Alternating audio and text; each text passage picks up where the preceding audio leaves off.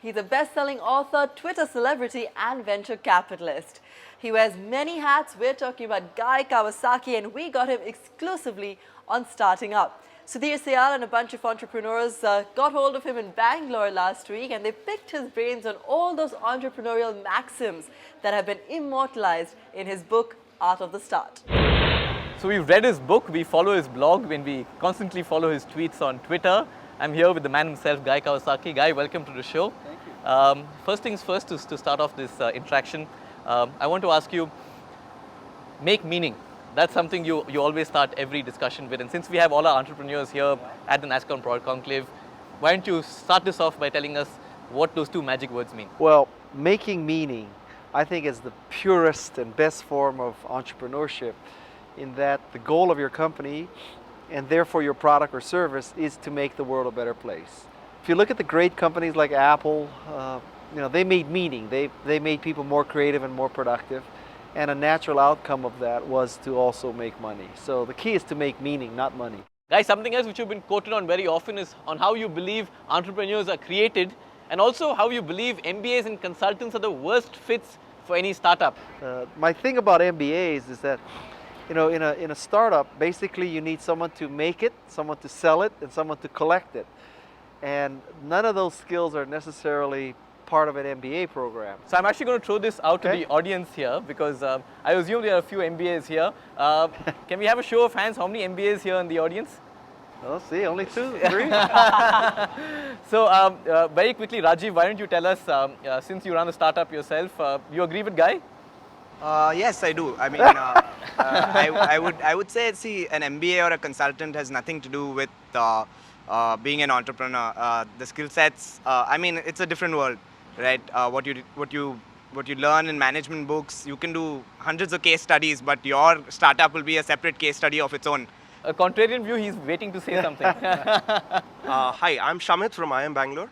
Basically, it just adds value overall. It gives you a kind of push or a background to play with. I would agree with Rajiv as well as Guy. See? 2 for 2. So Guy, most recently, after your time with Apple, you turned venture capitalist, actually first investment banker, then venture capitalist, if that's right. Tell us all, what are the 4 things you look for when someone comes and pitches to you? The thing that I look for the most is a great product. And what we hear most is entrepreneurs come in and they say they're a proven management team of rock stars, and they have a proven technology, and it's a proven business model, and they're trying to make this claim that everything is proven, when they know as well as I do, as well as we do, that they're lying about everything. They have no clue about their capabilities. They have no clue about their financial forecast. They have no clue when their product is done. They have no clue whether people will buy it. So what are the 3 most common lies you get in those presentations? Well, we're a proven team, that these are our conservative estimates, and we're going to do $500 million in the second year of our company.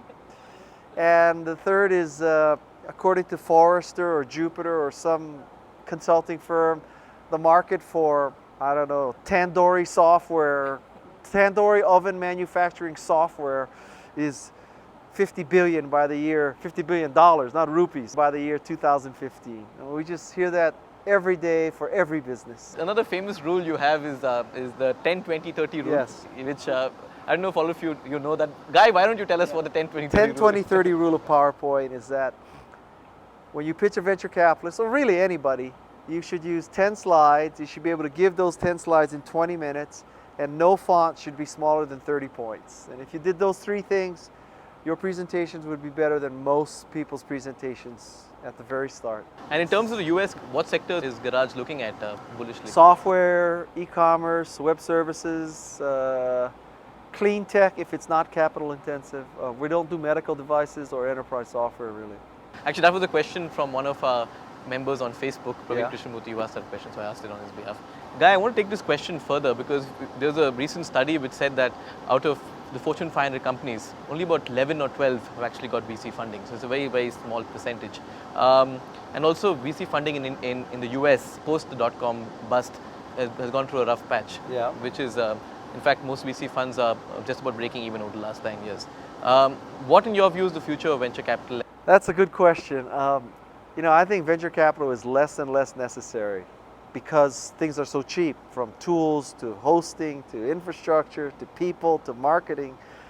The venture capital business is probably going to be much smaller. They're going to invest in later stage deals, growth capital as opposed to seed capital. Yeah, I'm also going to throw it now open to the audience. Gentleman, there has a question. Can you introduce yourself? I'm Venkatesh. I'm an entrepreneur. I just want to ask about the art of bootstrapping that you talk about in your book.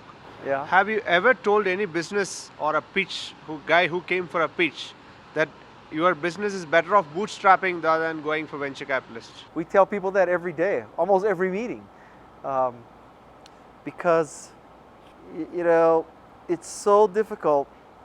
In any given area, you know that there will be 1, 2, 3 success stories, but you hear 40 pitches for the same idea. How do you know which one is going to be the success story?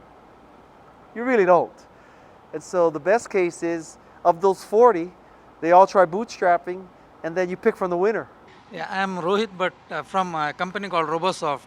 We started a company about 12 years back, creating software for the Mac and iPhone. Now we are facing one particular difficulty, that's in getting people to review our software. So we are seeing that companies who have an established way of, like you said, having a contact with TechCrunch or in any of these different reviewer side, their products, even though technically they are the same quality like ours, they get far more coverage than ours. So first of all, I don't feel sorry for you.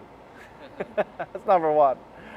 Number two, if TechCrunch wrote about you, I'm telling you, the effect is 2 days long. okay. Best case. Yes, I heard you that. 2 days long. So now, getting 50,000 or 100,000 people over 2 days is good because it's that many more people. But I will tell you, of the 100,000 that come to your site and try it, and maybe even download it, well, if 100,000 people read about your iPhone app, 2,000 might download it if it's free. Yeah. If it's It is. $1.99, 500 might download it, right? And at that point, what really matters is the quality of the product. Last question, folks. Hi, Guy. My name is Janaki Ram. I'm a technology evangelist. First of all, I really want to thank you for making the technology evangelist title very sexy. So I had a lot of Is it trouble. easier to meet women now? I had a lot of trouble explaining what I do in life, and I started pointing people to your blog without explaining what I do. So on the serious note, how do you differentiate evangelist from a fanatic? Because these days, when we actually come across a self-proclaimed evangelist, some of them are fanatics. I think the key to evangelism, to successful evangelism, is that you are concerned with the other person's benefits, not yours. We've sort of come to an end of this wonderful session, Guy. Last thing, is something, everything with you is the art. So this is called the art of war. I'm going to ask you 10 quick questions and I want 10 quick answers, almost samurai style. So Guy, here goes. Twitter or Facebook? Twitter. Microsoft or Apple? Apple. Google or Yahoo? Google. Number of people who update your tweets actually? Counting me, 4. The shortest time in which you've been sold a pitch? 60 seconds. What's the craziest thing someone's done to meet you?